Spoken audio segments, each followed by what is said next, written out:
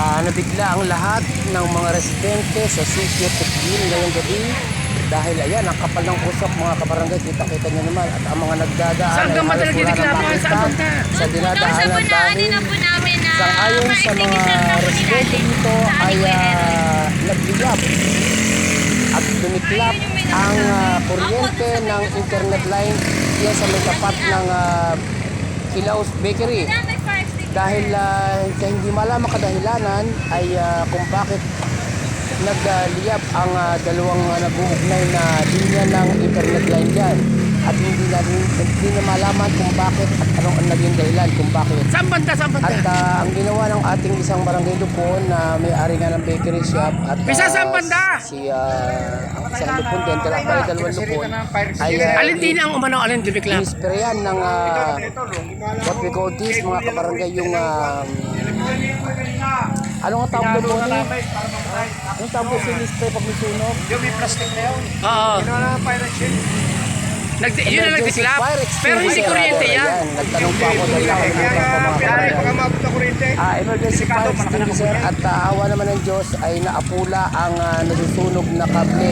Siyempre kung ikaw ay nasa residente ng Tukbil na yan at nakikita mo nagliliyab yung power line na yan or yung linya ng kuryente, hindi, ng internet rather, ay mabibigla ka din at may mga plastic pa nga nakagabitin doon sa may tapat ng pinagputulan ng wire. At dahil sa tindi ng Ay, baka kaya humina ang wifi sa barangay. Nakikita natin sa kasalukuyan mga kabarangay. At hindi natin malaman kung may talop ang kuryente or napadikit lang sa power line na may talop.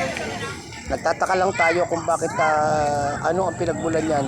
At hindi natin maipaliwanag dahil ika nga ay siguro sa tindi ng init ng panahon, nagkis-kis-kis-kis yung mga linya-linya dyan na nagsamot-sari mga linya ng kuryente at internet line, kaya nagkaroon at nagbiglap at nag-produce ng apoy. So sa mga oras na ito ay naatala na at napatay ng apoy sa pamamagitan ng emergency fire extinguisher. Yan na nga.